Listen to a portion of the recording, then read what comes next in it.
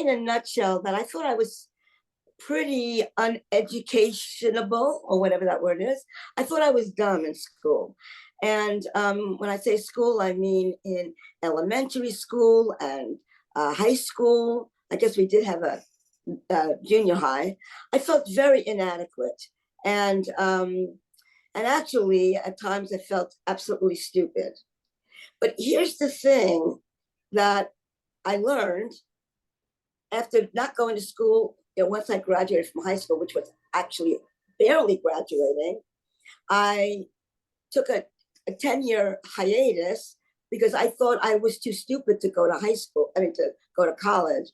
And the thing is that I didn't know when I was 15 and 16 that there's going to be open enrollment for college. So the universe opened up an opportunity for me to actually go to college, because didn't seem to be possible at all. And so I went to college, and here's the weird thing. I was an awful high school student. I was a good person. I was not a troublemaker, but I was a bad student. I could not academically, right? But I excelled in college. I was just thinking about that today.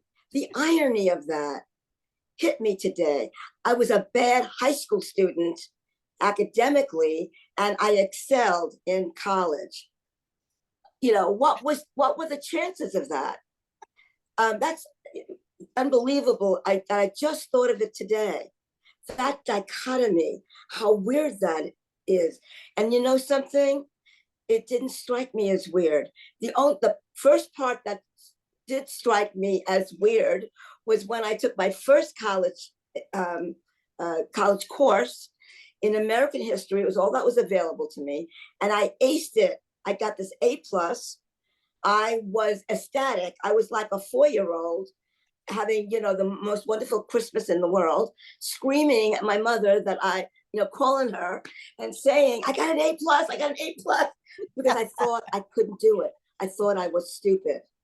And I thought if I don't really do well in this course that I didn't think I liked, American history, that was it. I would not continue with college. Don't ever make a pact like that in your life. Don't do that, because you could really set yourself up for failure.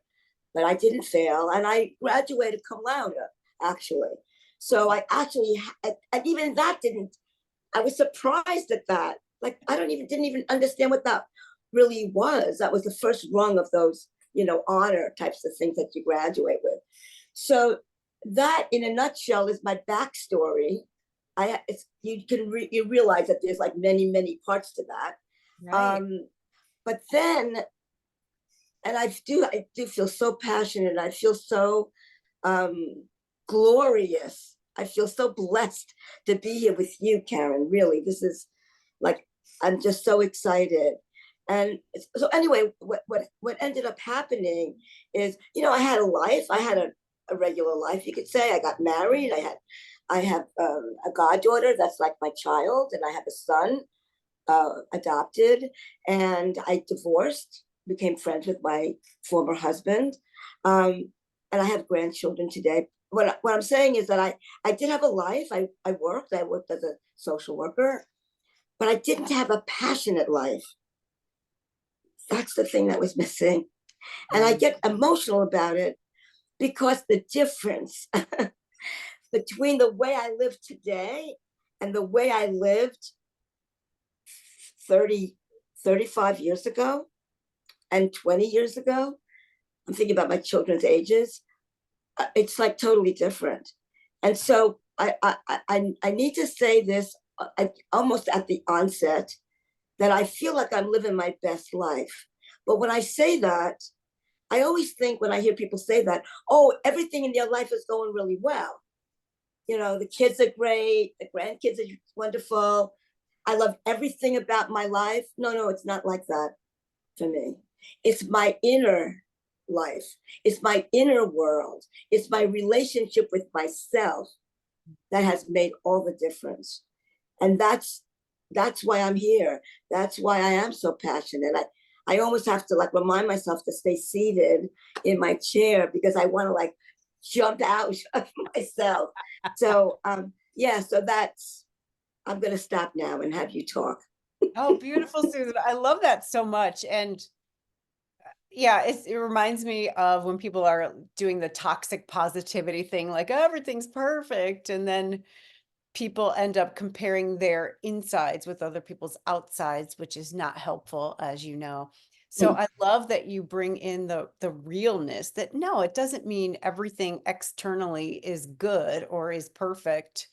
It's just what's your relationship with what's happening, what's your perspective on it, right? Like, and that makes Yeah. such a big difference. So tell everybody like what you do now. Yeah, so what I do now, what I realized when I started this different journey, because I was a licensed social worker in New York State, and at the same time that I was sort of finishing up that work, I was going to be, retiring.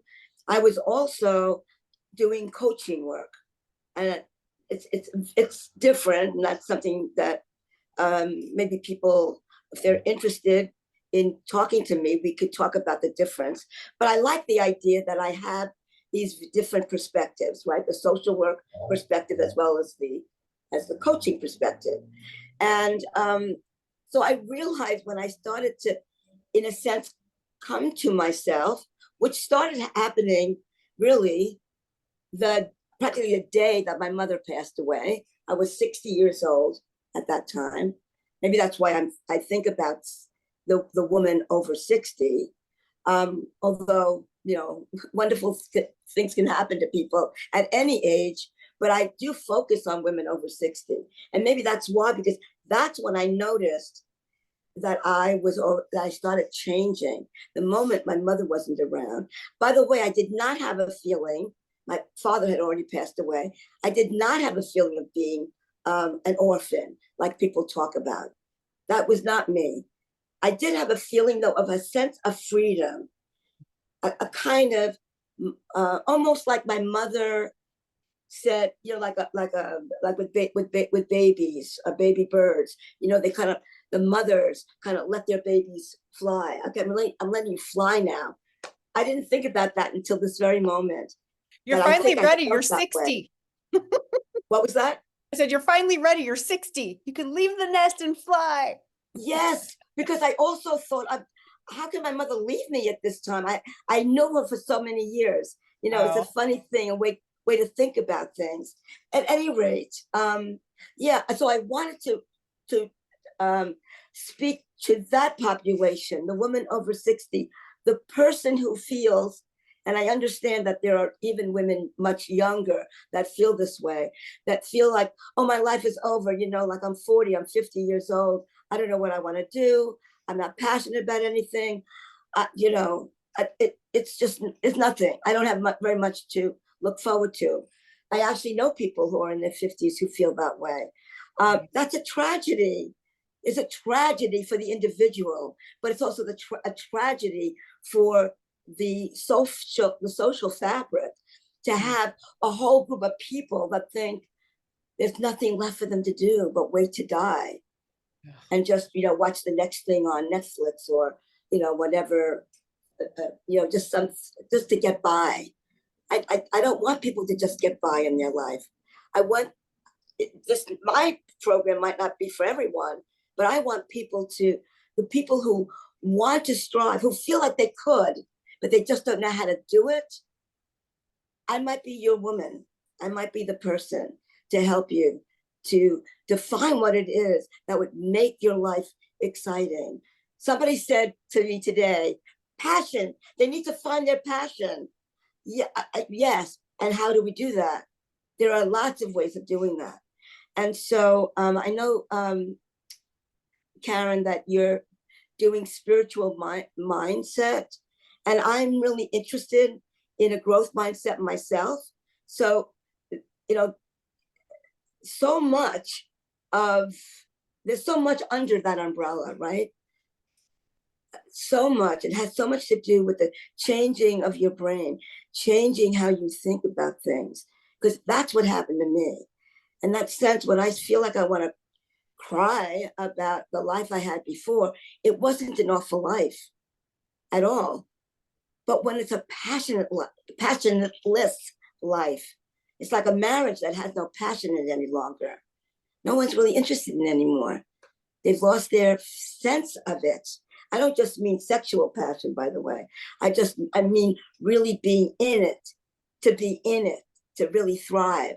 So that's what I am interested in with women. And I thought of something else that came to me today about inspiration and aspiration.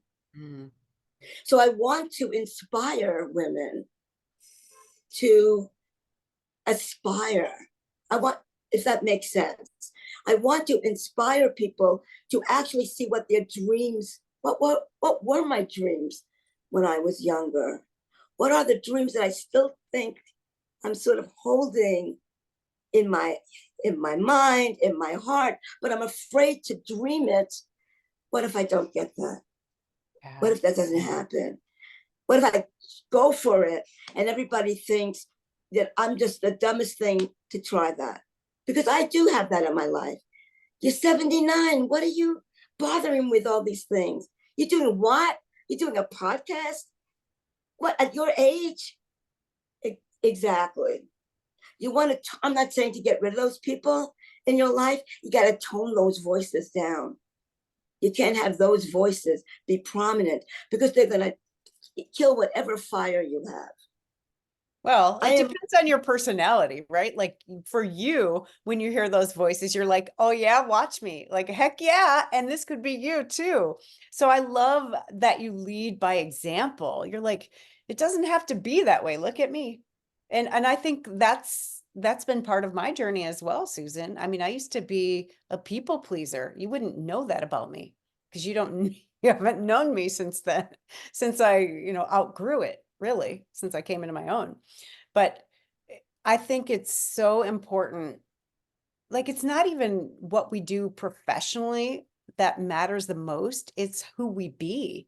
Like, who are we being and what example are we leading, leading as? And you do that beautifully. I love it so much. Yeah, thank you. Thank you so much. I used to really dislike that phrase, people pleaser, but so much is coming to me. I feel very, blessed. It's also kind of overwhelming that I have all this information, that's coming to me, and it comes to me a lot through my heart.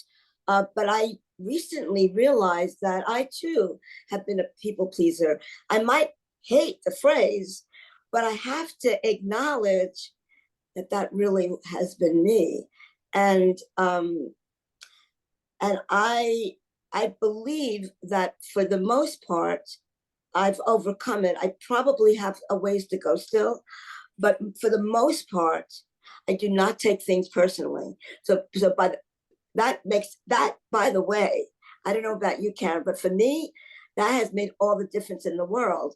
Because if I don't take things personally, and on the other hand, I take the chance of saying what's really on my mind, which people who knew me years ago might not have realized, but I said a lot of yeses when I didn't really mean it.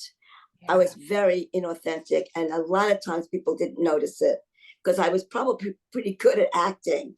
But the most important thing really is to stand firm on who you are. I heard somebody say today, don't waffle about what you think you see. It had to do with something totally different from what we're talking about, but I thought it was pretty strong. When you see something, when you hear something, when you know something, you know it. Don't deny it. Don't act like it doesn't exist. Say it. Be responsible for your authenticity. And also, I was thinking about something that I did today that was a little scary to me. It's a good thing to challenge yourself every day with at least one thing. It could be a person that you haven't talked to in years, and you don't talk to them because you're afraid what will happen when you do talk to them. Or it's some activity that you thought you could never do, like, bungee jumping or something. Do something that makes life interesting for you. Yes, I love it. So let's talk about this growth mindset. Like, what are some of the vital components? Like, how do people develop it? Well, this is a great question, and I've been offering for the last several months a complimentary 30-minute program on the 15th of the month. I just had this idea that just do it on the 15th of every month. It makes it easier for me to remember. And so the next one is going to be on Monday. And each one is a segment of what I believe is part of that idea of growing the mind. What does that actually mean to me? It means to as much as you possibly can. Obviously, you can't do it all with everything, but as much as possible to keep your mind open to new ideas, new thoughts, bring new people into your life, no matter how old you are. And there are some things that you're going to want to hold dear to you, um, but to understand the areas that you are firm about, and then the other areas that you would like to expand upon. Learning is so important. And not to stop learning, always to keep on moving, always moving forward. So the other thing about a growth mindset is not spending your time on the past. What I didn't do, the people I should have met, the people I should have gotten rid of, the romances I should have had. I should have treated the children differently. All of that stuff is in the past. It's gone. It's the best thing about the past could be that you're wiser because of the past, right? But it should not define your future. It should not define your present. I thought I was stupid years ago when I was a kid. How bad would that be if I still kept that, in my mind? If I still kept that going? No, no, no. I have those moments when I think, oh God, why did I do that? But I have little tricks to help me to get out of that negativity that I would love to share, but we don't have all the time in the world right now. Well, you And could share a couple if you yeah, want, like share one or two. That'd be I'm going to great. share one Okay. that might be significant. Thank you so much. And that is, I gave a name to my naysayer. The moment that I got that idea, I came up with the name Jezebel. I thought that was a funny name. It just made me smile. But it came to me like a thunderbolt. Okay, like it could never be another name. And so whenever, this is just recent, by the way, we're only talking about maybe a month or two, at the most two. And Jezebel holds on to all my limiting beliefs. So she holds on to, oh, you can't do that, and you're too tired, and who do you think you are? And you have your own, you have your own list of those things. I say to Jezebel, you can be quiet now, Jezebel. And if I'm really nasty, because I really don't talk to normal, human beings this way, shut up, Jezebel. I don't want to hear you any longer. And in fact, I have a room for you. I have a room just for you. And you go into that room and I'll close the door. And I'll let you out when you behave yourself. And I'm going to tell you something. I took those limiting beliefs, I took them out of me, and I placed them on something else. I call it Jezebel. It makes me smile. I feel like I have like somebody else in the apartment. and I do talk to her, and it slows things down for me. It quiets my mind. And guess what? I can think better. I can feel smarter. I don't need to worry about those limiting beliefs, because that entity that I call Jezebel holds on to that.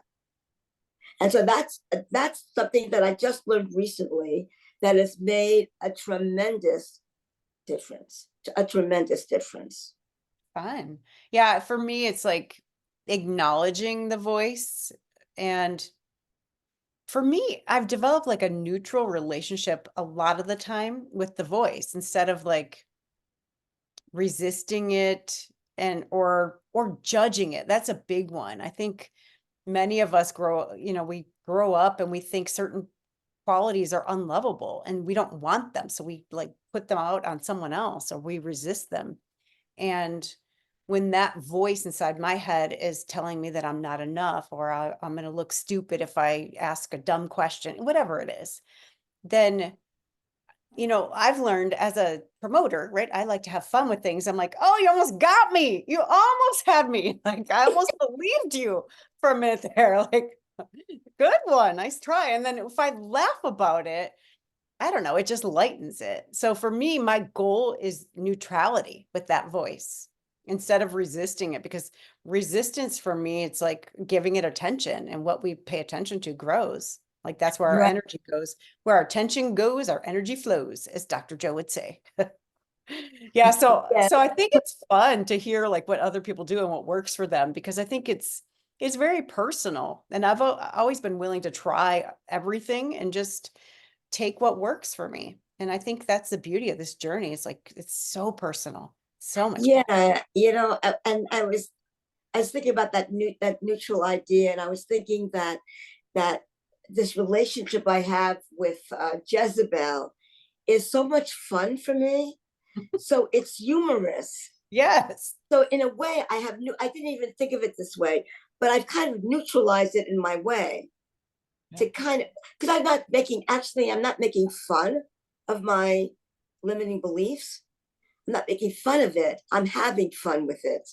There's a there's a little difference there for me anyway. But I did want to say that the parts of the mindset I've already, as I said, I've already had a few of these 30-minute sessions that are complimentary, and one was on EFT, emotional freedom technique, the tapping, which helps people open up obviously possibilities. I did another one. It's funny. I'm gonna have on well, I had one, of course, on just on mindset, but I'm having I'll just go to the next the next one I'm having, which is on Monday, which is going to be on mindfulness, and um, and how mindfulness works in our life, how it manifests in our life, when we can use it. Why would somebody older even care about something like that? Because like EFT, which is tapping, it seems like woo woo to some people, but actually when you start to delve into it, try it out, which is really all of what mindset's about. Just let's keep trying different things out. Not everything's going to be for you, but maybe you'll come across something that you thought you'd never be interested in, and that takes your breath away even. So mindfulness is on Monday, 30 minutes. I'll figure out. I want you to, I'll let you know how to. Maybe I can put in the chat. Yeah. Well, you can How put it people in the can get in chat and touch then with me. I'll put it in the show notes too. So when I upload this to YouTube, everybody will have it. Okay, this is perfect. So so what I wanted to say is that I have six altogether. There will be six of these. The noise is like complimentary too, by the way. I live in a very busy neighborhood in New York. The six, it's called the modules, the six modules every week. Every month I meant to say, are the six components of a 6-week program that I'm going to start on Thursday, July 11. It'll go for, like I just said, 6 weeks, and it will actually be expanded upon. So instead of 30 minutes, it's going to be 90 minutes, 90 minutes with exercises, with interactive work, a group model, and with guests as well. So, using different technologies as well, like YouTube and maybe role playing. I mean, I want people to have a good time. And so so that will be something that I will put in the chat, and I would love any kind of conversations, 30-minute conversations with me, to see whether we can work together. I do individual work and also work in groups. So I would love to talk to anyone from your audience. Yeah. And So who do you best serve? Like who's the woman you're like, this is the person that I love to work with? yeah, great question. It's like, searching for the exact right person. But I will say, with having thought about this, the person I would like to work with anyone over 60, any age really, to be honest, but you can't work with just everybody. There's just not the bandwidth for that, the time for that.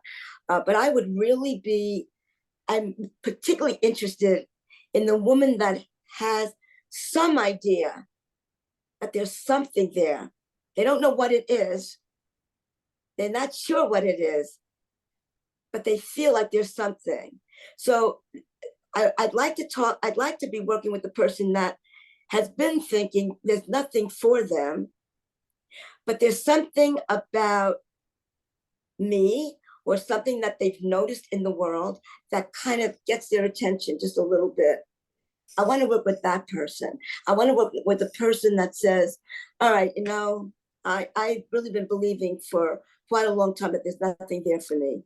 But maybe, just maybe, if I gave it just a little work, just a little bit, maybe I'd see something different in my life so that I can have something more to give to my children, especially to my grandchildren. I'm especially interested in that. Beautiful.